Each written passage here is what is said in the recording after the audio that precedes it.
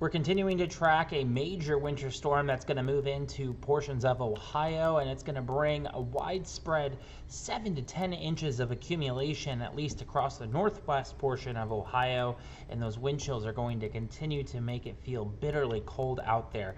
Here's the very latest snowfall map. A lot of people wondering, how much snow are we going to get? Well, as we head into Sunday morning, once you wake up, you're only going to notice about maybe 1 to 2 inches of snow out there.